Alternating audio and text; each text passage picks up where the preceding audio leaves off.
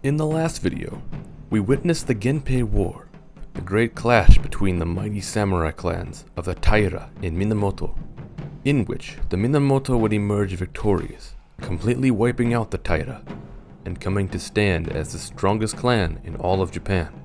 With their power and influence now absolute, it was time for the Minamoto to rule.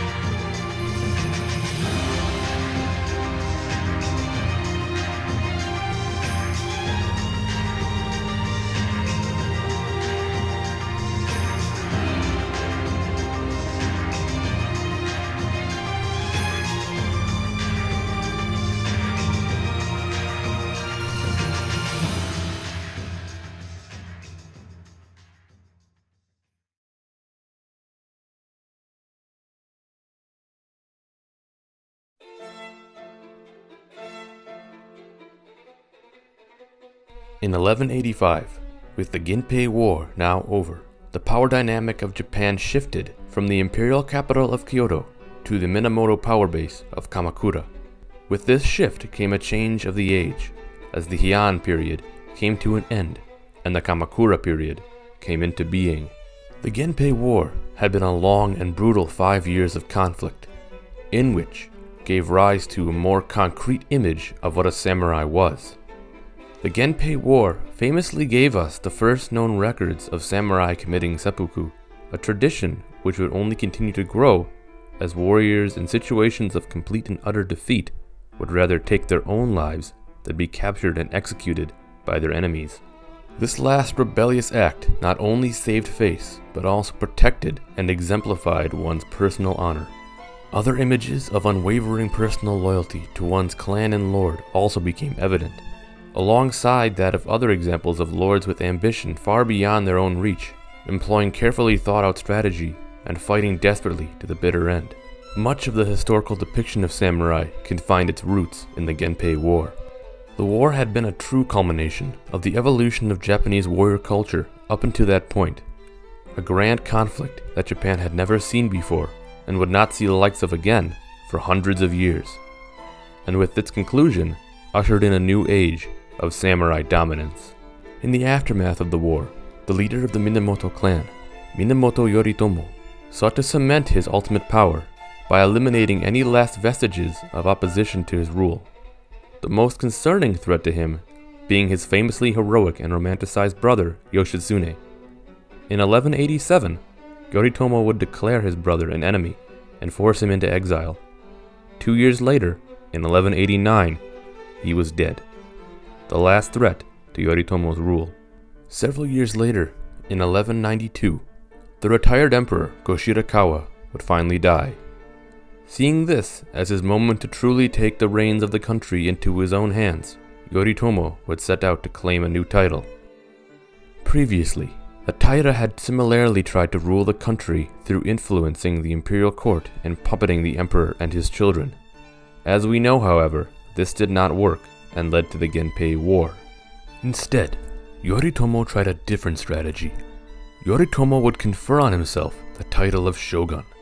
Thus, his power base at Kamakura would come to be called the Bakufu, or better known as the Shogunate.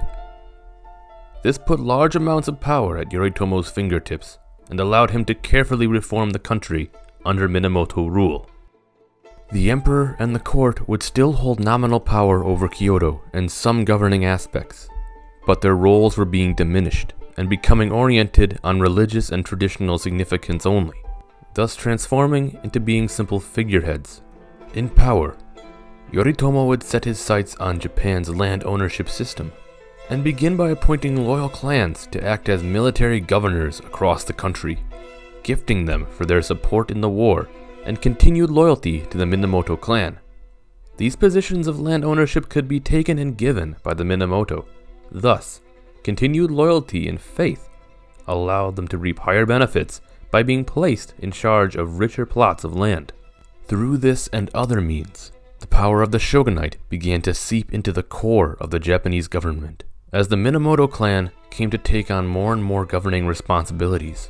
So much so that the shogunate had come to control Japan's judicial system and military foreign affairs. In 1199, Minamoto Yoritomo would die in a horse riding accident, leaving his son, Minamoto Yorie, in charge of the Minamoto clan. By 1202, Yorie would follow in his father's footsteps by being appointed shogun.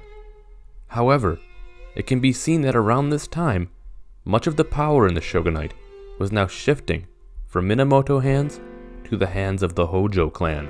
The Minamoto family was still the hereditary rulers behind the shogunate, which was still the ultimate governing force across Japan, but much of their actions were now being influenced by the Hojo.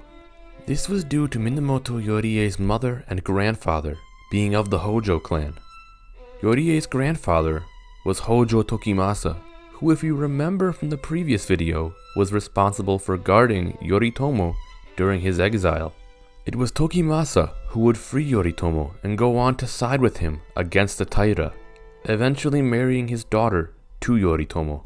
As power began to shift to the Hojo clan, the Minamoto clan's power began to diminish. In time, the Hojo would come to dominate the shogunate. By 1203, the Hojo clan set out to crush any opposition to their growing might by first targeting the Hiki clan and destroying them. This would be followed by the Hojo clan forcing Yorie into an early retirement and replacing him with Minamoto Sanetomo at the head of the Minamoto clan. Yorie would later be assassinated in 1204.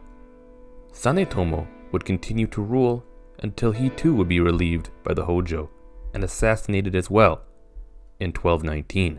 The constant replacement and assassination of Minamoto leaders by the Hojo can be seen as the Hojo further asserting their authority over the shogunate and slowly transitioning the shogunate's rule onto a new family. One thing that did transpire over the constant passing of leadership was the title of shogun continued to be taken up by leaders of the Minamoto clan. It can be seen that by 1221, the position of shogun officially became a hereditary title. However, in time, the Hojo would shift control of the shogunate from the Minamoto to the Kujo family, thus allowing them further control. The shogunate was not without its critics, however, as the power of the shogunate was coming into further question by the emperor and the court, who were not happy in the slightest about their new diminished status. In June of 1221, the retired emperor Go-Toba called for the new leader of the Hojo clan, Hojo Yoshitoko, to be reprimanded. This would be the start of the brief Jokyu War, or Jokyu Rebellion, in which forces loyal to the emperor amassed to take on the Hojo clan and the Kamakura Shogunate. The only major battle of the conflict was fought at the Uji River. On July 5th, the battle began by shogunate forces advancing on the entire line of the imperial loyalists on the opposite side of the river. While some forces broke and began to flee, others held firm for some time. However, the might of the shogun's forces would be too much to handle, and by the end of the battle, the shogunate had secured a decisive victory, which paved the way to Kyoto.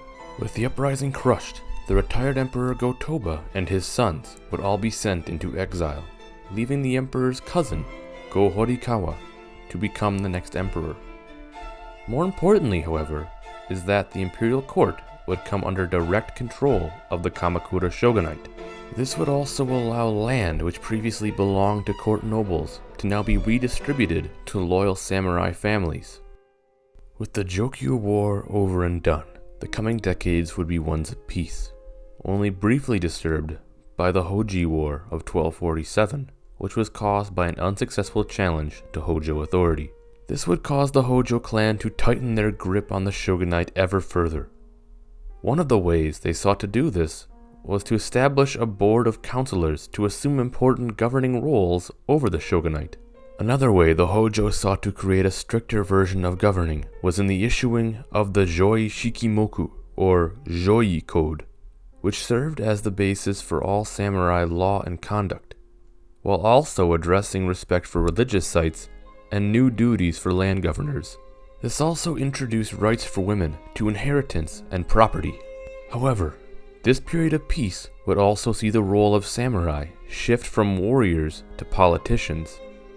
This would mean a rude awakening when the next form of conflict would emerge from an external source, the Mongols.